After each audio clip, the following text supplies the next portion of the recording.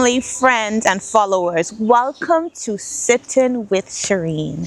I am always excited, and every time I get the opportunity to sit in this chair, my excitement grows because the people who sit along with me are people who just have the ability to bring enrichment to the lives of those around me, even when they may not know you are watching. But tonight, I have the opportunity to sit with the lovely Talietha Minnis to help me welcome her to the set. Welcome, Talietha. It is so good. Thank you. It's so good to have you here tonight. And the reason why we're sitting here, I recently turned 40, and as I was, reminiscing on the earlier years, I realized that the 80s was a very special time, a very special decade. And as I looked around me and I was able to observe a few persons who grew up in my environment around the same time. And in doing so, you came to mind, as I would have shared before. And I had to reach out to you so that you can sit along with us here on the set, because in so many ways, I think you exemplify what a successful 80s baby looks like. And you did it with grace. You did it in style, and you did it in your own way. And I feel as though that's something that the world needs to share. So we're going to share tonight your story and exactly how you were able to succeed at what you do and in every area that the Lord has allowed you to be a part of. So tonight our topic is, I've dubbed it the 80s Babies segment or series, and tonight we are talking on the topic, the integrity of success. The integrity of success. Now, Talietha, before we get into the life story, when you hear the integrity of success, what are you thinking? For me, integrity means you're showing up as yourself. You're showing up as who God has purposed you to be. Because sometimes success can come when you're putting a face on, but that's not sustainable. And so for me, integrity in success is that you are who you are, you're showing up as who God has purposed you to be, and that breeds success.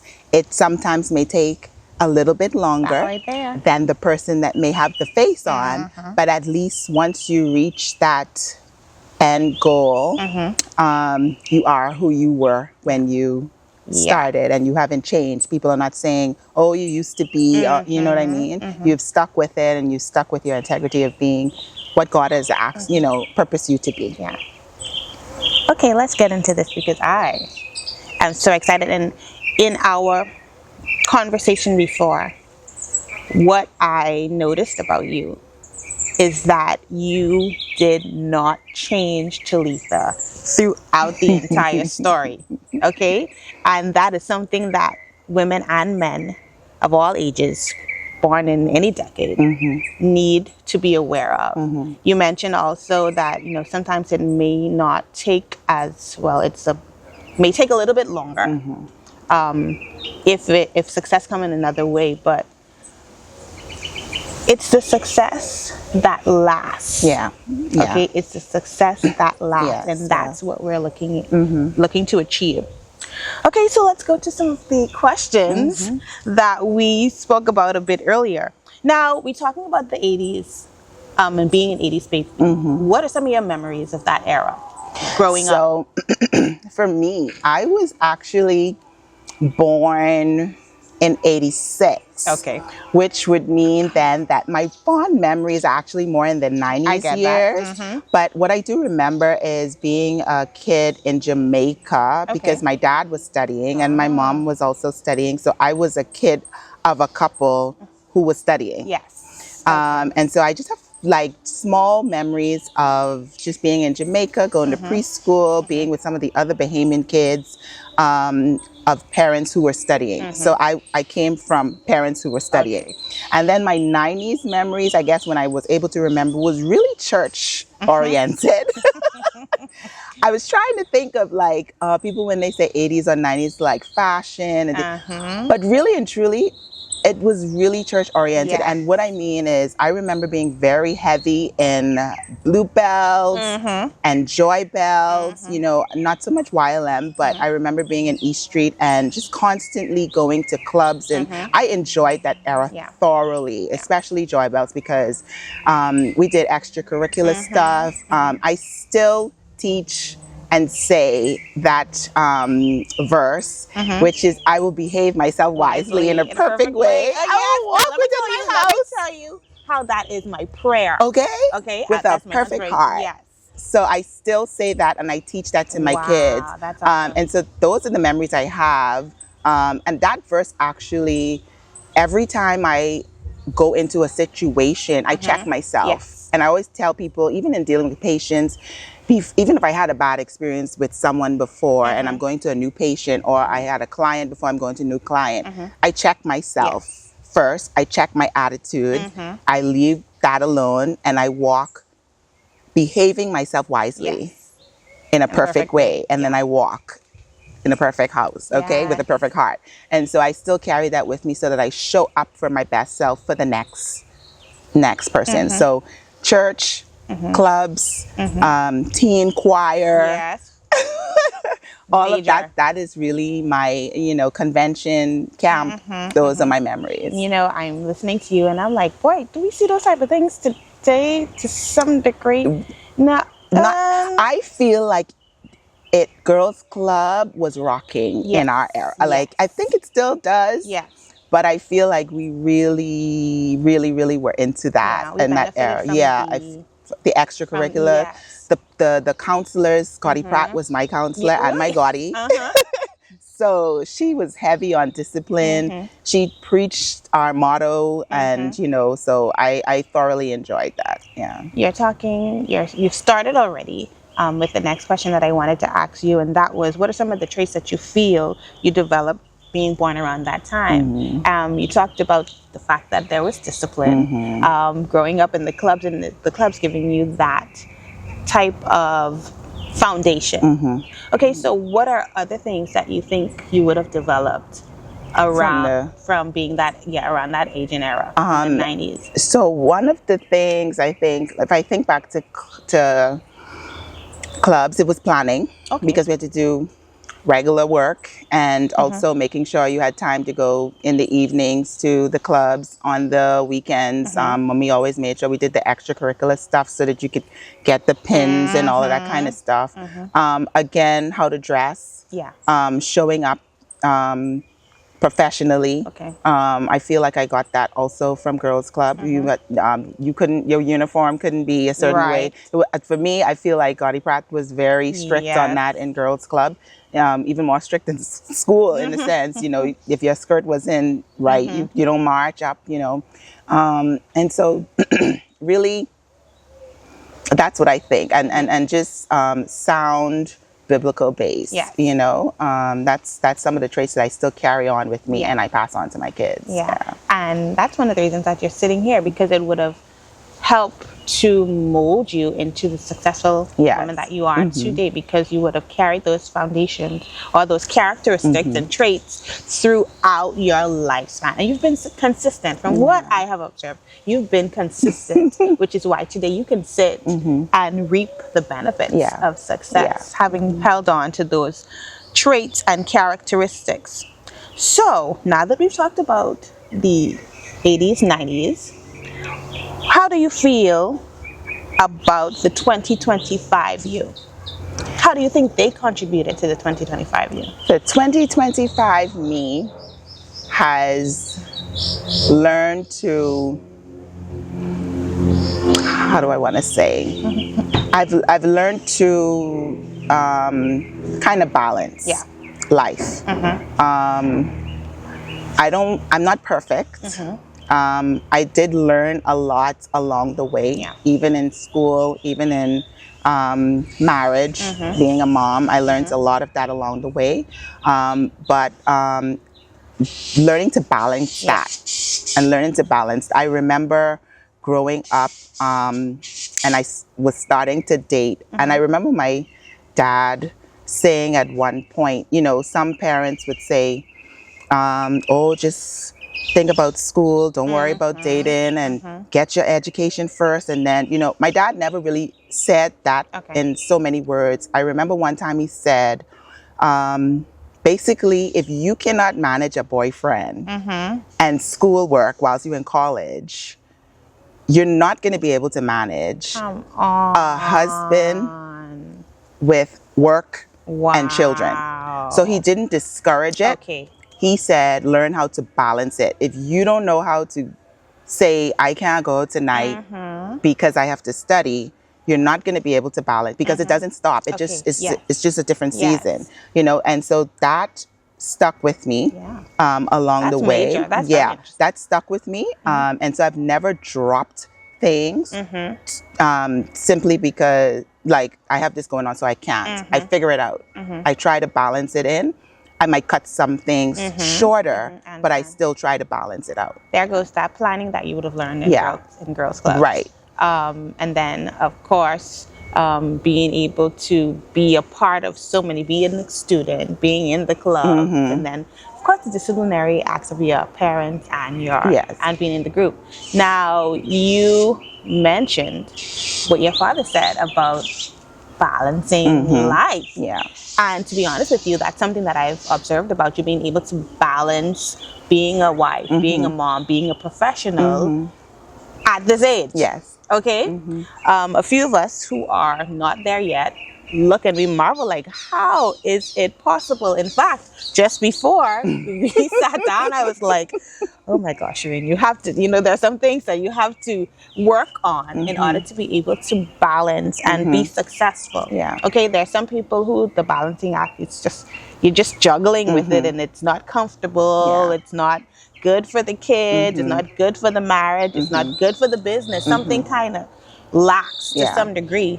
But thankfully, you have developed the formula to ensure that it all balances out.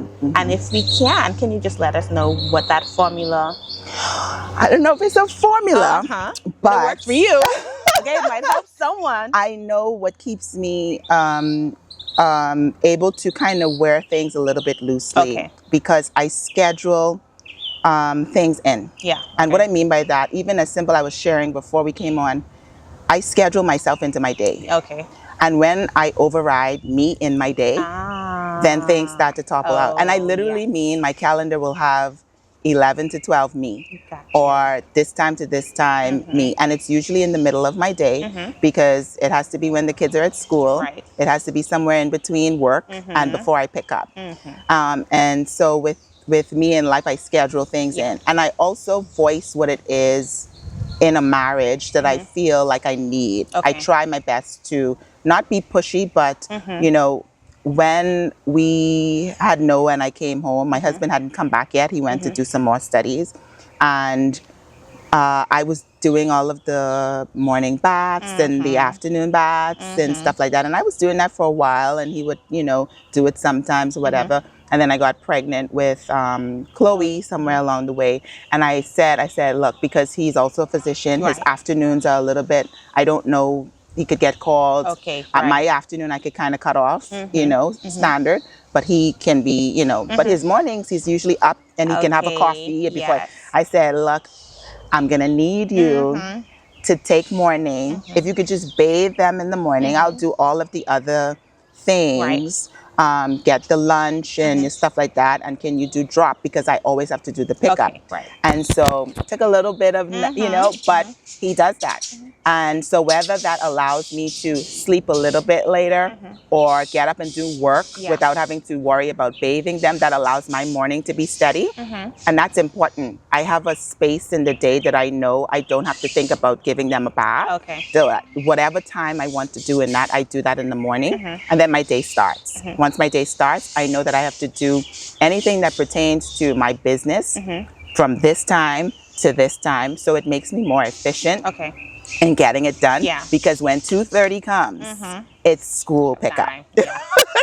And that's school pickup and extracurricular until maybe about 5 or 6. Okay. And then only after that I can do, you know, things. And so even going to the gym and, you know, trying to do personal stuff, I've found that if I schedule that during the time when I have to take care of my kids, it's too stressful. Okay. And I won't do it. That's important.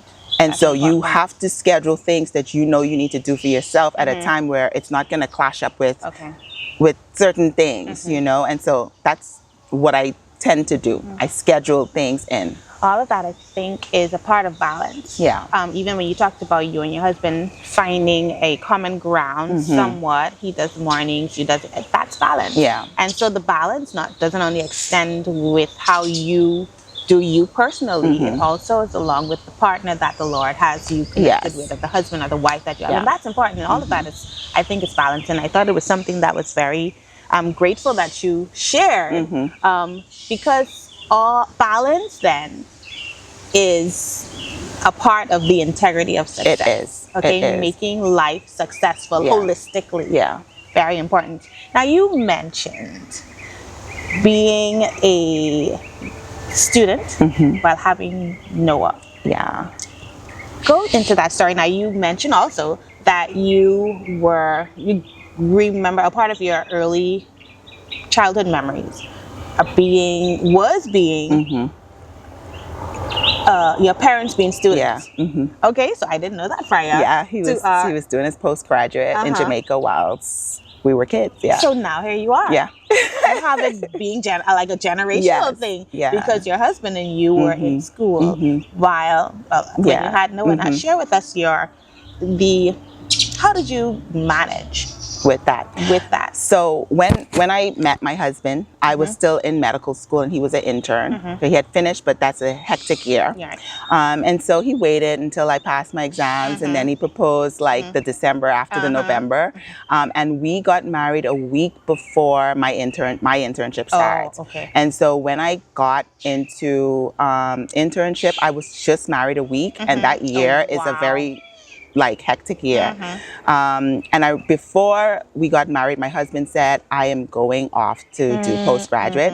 And medical school was hectic for me because I always wanted to do beauty school. Okay. I legit always wanted to do hair. And my dad just strongly suggested. The opposite.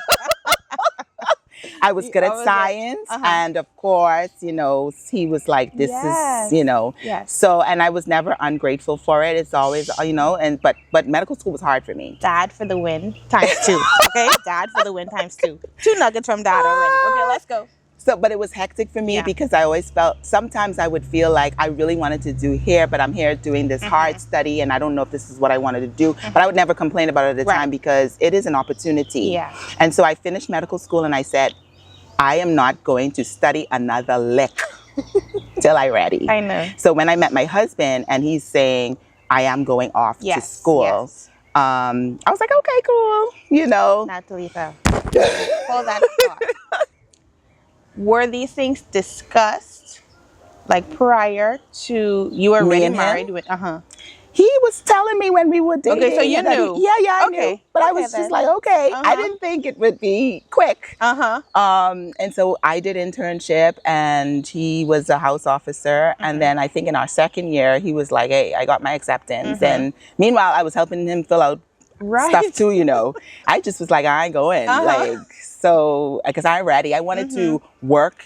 It was really my first real job, getting paid, and I wanted to work and experience life a little bit. So I didn't want to go back to studying, and he was ready to get it done. So he filled out and he left. He was like, I told you. Yeah, You know this already. Nah, at that time we didn't have kids, so you know it wasn't too much of a head, but it was a long distance thing. Okay. And shortly after that, my sister was getting married, and we had a little thing for her before her wedding, and the lady that was there, she pulled me aside and was like, "The Lord says you need to be with your husband." Wow. Hey, application. Phone call, email, sent. Because why you telling me? My husband all the way in Africa. Yes. Why you saying the Lord tell you I need to be there? Yes, ma'am. So immediately I was on the ball with the application, and I was off the next year, to say the least. It wasn't my husband, it wasn't my daddy. She said, Yes, the Lord said go be with him, because I don't know why I need to be with him quick like this. So I went and got into the program, and it was actually fine because it was just the two of us.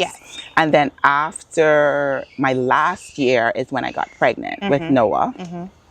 And thankfully, it was really during the time that my exams were, and not during my whole actual practice, that I had Noah and had the, so I didn't have to balance too much with him. We were just, enjoying life in Africa and studying and going places.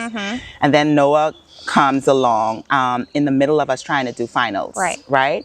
And my mother-in-law and my grandmother came to be with us. Yeah, that's true. So that helped. Yeah. They left to come back, but they overstayed by a week or 2 weeks or something like that. And Africa stamped them that they couldn't come back for 5 years. So that was detrimental, because we expected a turnaround for them to come back. They were helping us with the baby whilst we studied. So we were there for 4 years. Yeah. And when they came just at the tail end to help, they overstayed a little bit without, it was our fault. I think we didn't look, and then they couldn't come right back. So we had to find people to help that we didn't know, And so we had a lady that worked with us, and she helped us out sometimes. And a consultant pulled me aside. She said, "If you're going to pass these exams, you got to get somebody around the clock." And I was like, I don't know if I want to leave my baby. I can imagine. And then I tried to figure out a schedule with me and Aki. And I remember my mom saying, when men are studying and you have studies, men study. Yes.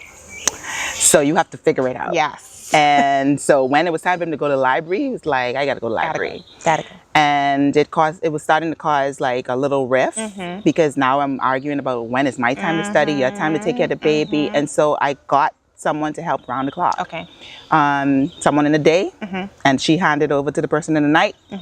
And I said, y'all hand over to each other. You're talking, sorry to just interrupt you, but as you're talking, I remember the conversation. Your mom was a guest here, and she mentioned how the Proverbs 31 woman, it was stated that she issued food to her handmaidens, and she's someone who strongly suggests that women get help. You need it.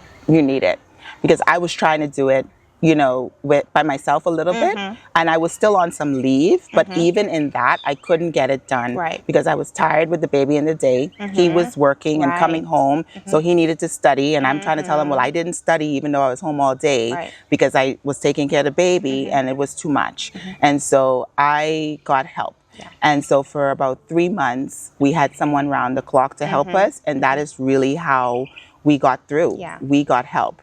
And then when I came back home, he wanted to stay and do more study. I said, okay, fine, Lord, you're gonna have to do it, because I gotta go home. I haven't brought my baby home. We came home, and I stayed with my parents until he came back. And that's how I did that, I joke that if I had had Noah in year 1, I may not have, I would have just had babies. Because that was tough in those 3 months of trying to juggle that, even with the help. I can imagine. And while you're talking, another one of the points that I think is the integrity of success is being open to help. We talked about balance.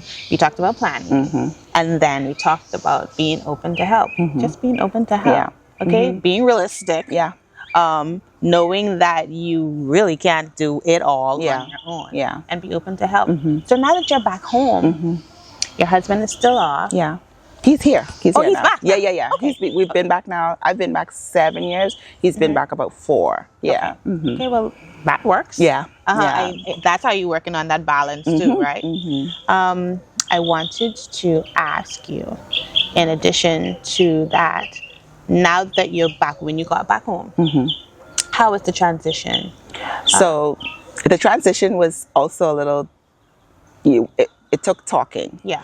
Because Okay. remember, he was still away and still living without a child. Right. And now, So now he it's comes not. back and schedules have to change because he's used to going Yes. and not having to check in per se to say, well, what do you have today? So we had to have conversations about, okay, just check in to see if I have anything in the day, Okay. you know, because I was doing it by myself with help, but now we have to merge Yeah. that, you know. So it took some time for us to merge how we were living life because we had been living apart again. But that took communication, which we're still working on. Yeah. But you know, it's gotten better. We're to a point where we know certain roles that we Yeah. have to do within the household. I will say, being a working mom of someone that owns a business and is head of a department, trying not to make head of household decisions